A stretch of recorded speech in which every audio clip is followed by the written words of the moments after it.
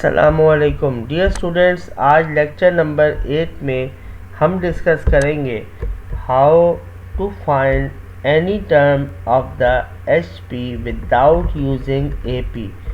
Last topic में lecture number 7 में हमने डिस्कस किया था इसी सेम क्वेश्चन को, लेकिन उस क्वेश्चन में और आज के टॉपिक में जो डिफरेंस है वो ये है कि अगर हमारे पास किसी भी सीक्वेंस की first and second term of HP given हो तो हम उस फार्मूले को यूज़ करेंगे जो हमने कल लेक्चर नंबर 7 में डिस्कस किया था, T N equal to A B upon B plus N minus 1 into A minus B.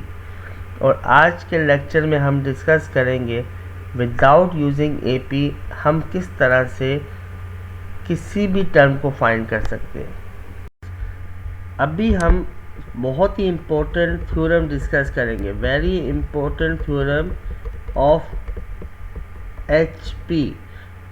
ये थ्योरम लाइक अ मैट्रिक्स से ये थ्योरम डिफाइन किया जा सकता है 1 upon X 1 upon Y 1 upon Z P Q R 1 1 1 equal to 0। मतलब इस पूरे का डिटर्मिनेंट इक्वल टू 0 होगा। अगर ये वैल्यूज़ हम फाइंड करना चाहें तो हम इस मेथड को यूज़ कर सकते हैं। सर इसमें x क्या है, p क्या है, y क्या है, q क्या है, इसको देखने के लिए इसी थ्योरम के साथ ये पॉइंट लिखा होगा कि T P equal to X, T Q equal to Y और T Z equal to T R equal to Z. अब इसका मतलब क्या हुआ कि जो भी टी पी का मतलब ये हुआ, जैसे फॉर एग्जांपल फर्स्ट टर्म को हम लिखते हैं T1, सेकंड टर्म को लिखते हैं T2, एन टर्म को हम क्या लिखते हैं Tn। इसी तरह से पी टर्म को जो हम क्या लिखेंगे Tp। इसी तरह से क्यू टर्म को हम क्या लिखेंगे Tq। और वो टर्म होगी क्या, वो x होगी, वो y होगी, वो z होगी। फॉर एग्जाम्पल इस क्वेश्चन को समझने के लिए, इस थ्योरम को समझने के लिए हम एक क्वेश्चन को एग्जाम्पल के तौर पे लेते हैं। If the 7th and 10th terms of an H P are 1/3 and 5/21 respectively, find its 14 term. आपको क्वेश्चन में गिवन है 7 टर्म और 10 टर्म। कल का जो क्वेश्चन का मेथड था वो यहाँ पर अप्लाई नहीं होता, क्योंकि कल के टॉपिक में हमने फर्स्ट टर्म और सेकंड टर्म अगर गिवन हो तो nth टर्म फाइंड करना सीखी थी। और आज के टॉपिक में ऐसा नहीं है। आज के टॉपिक में हमें 7th और 10th टर्म गिवन है, तो इससे हमने 14 टर्म फाइंड करनी है। तो T P equal to X है, T Q equal to Y है and T R equal to Z है। इसका मतलब क्या हुआ, आपको T7 क्या गिवन है 1/3, टी क्यू क्या गिवन है बेटा 5/21, तो T14 इक्वल टू जेड आपको फाइंड करना है। तो 1/x 1/y 1/z P Q R 1 1। अब हम x की वैल्यू पुट करेंगे 1/3, क्योंकि क्वेश्चन में इस वक्त x की वैल्यू है 1/3।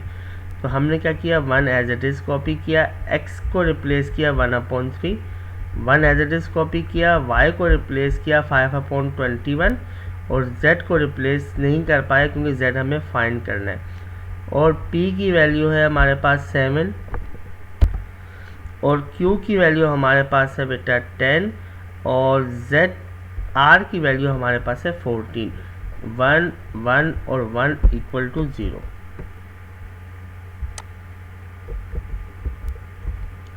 नेक्स्ट स्टेप में ये हो जाएगा 3। सर कैसे हो गया 3, क्योंकि ये 1/3 है, 3 ऊपर आके मल्टीप्लाई होगा, 3 1 जा 3।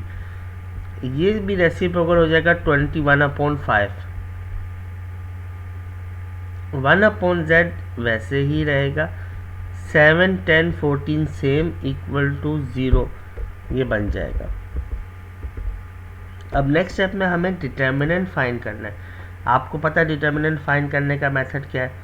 फर्स्ट वैल्यू रखते हैं, 3 रखेंगे, अंदर रखेंगे 10, 14, 1 और 1, -21/5 सेकेंड वैल्यू रखते हैं। इसमें साइन हमेशा चेंज होता है और यहाँ पे हमारे पास आएगा 10 फर्स्ट रो सेकंड कॉलम आप छोड़ देंगे 7, 14, 1 और 1, और फिर आपके पास आएगा +1/z। First row third column आप छोड़ देंगे 7, 10, 1 और 1 इक्वल टू 0।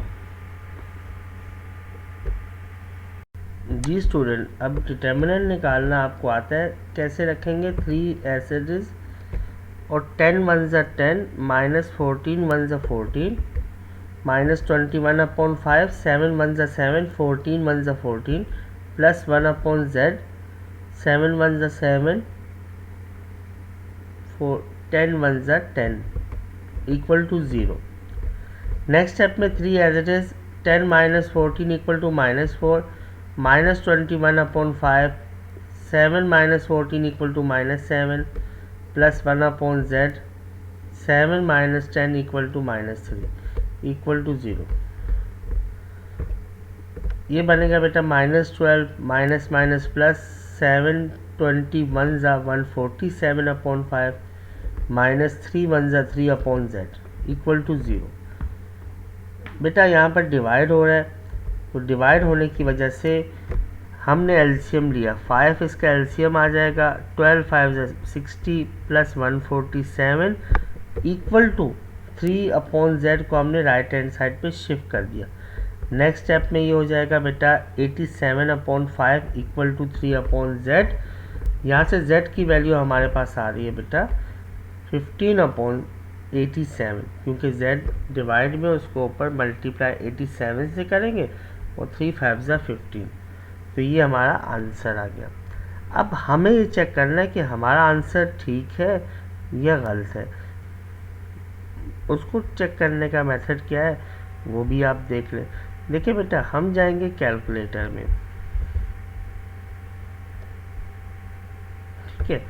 कैलकुलेटर में हम जाते हैं सबसे पहले मेन्यू में, और आपको 1 प्रेस कर दिया। मेन्यू में जाने के बाद आपने प्रेस करना है बेटा 4, क्योंकि 4 पे क्या है, देखिए 4 पे आपके पास है मैट्रिसेस। आपने मैट्रिसेस को प्रेस किया, उसने आपसे पूछा डिफाइन मैट्रिसेस। आपका जो मैट्रिक्स है उसको आप किससे डिफाइन करोगे। फॉर एग्जांपल मैं 1 से प्रेस करता हूँ, क्योंकि मैट्रिक्स ए मुझे चाहिए। ये मुझसे नंबर ऑफ़ रोज़ पूछ रहा है, मेरे पास नंबर ऑफ़ रोज़ है 3, तो मैं लिखूँगा 3।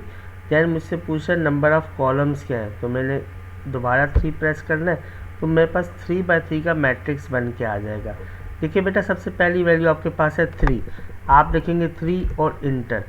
दूसरी वैल्यू है 21/5, तो अपॉन के लिए ये वाला बटन प्रेस कर ले, इक्वल टू, फिर आपके पास है 1/z, क्योंकि आपके पास z की वैल्यू आई है 15/87, तो 1/z का मतलब है इसका रेसिप्रोकल 87/15। ये आपने वैल्यू यहाँ पे डाली। ये बात बड़ी इम्पोर्टेंट है कि आपने जो लास्ट वैल्यू डाली है वो इसका रेसिप्रोकल, क्योंकि 1/z लिखा हुआ है और आपने z की वैल्यू निकाली है, तो आप इसका रेसिप्रोकल कर लेंगे। फिर 7 10 और 14 1 1 और 1, ये वैल्यूज़ आपने इसके अंदर डाल दी। जब वैल्यूज़ आप इसके अंदर प्रेस कर चुके हैं, तो फिर आप AC प्रेस करेंगे। जब आप AC प्रेस कर देंगे तब भी यहाँ मैट्रिसेस लिखा हुआ है। आप यहाँ पे ऑप्शन में जाएंगे, ऑप्शन में आप स्क्रॉल डाउन करेंगे तो आपके पास एक ऑप्शन आएगा डिटर्मिनेंट। आपने 2 प्रेस किया, फिर ऑप्शन पे जाएंगे, ऑप्शन पे 3 नंबर पे मैट्रिसेस A है, आपने 3 नंबर प्रेस किया और ब्रैकेट क्लोज की और इक्वल प्रेस किया। जब जैसे ही आप इक्वल प्रेस करेंगे तो आपके पास 0 आ गया। इसका मतलब ये है कि ये क्वेश्चन में लिखा हुआ था इक्वल टू 0, तो 0 अगर आ जाए तो इसका मतलब है आपका आंसर ठीक है, और अगर 0 ना आए तो इसका मतलब है आपका आंसर गलत है। तो यहाँ पे हम अपने आज के लेक्चर को स्टॉप करेंगे। इंशाल्लाह कल मुलाकात होगी नए लेक्चर के साथ। अल्लाह हाफिज़।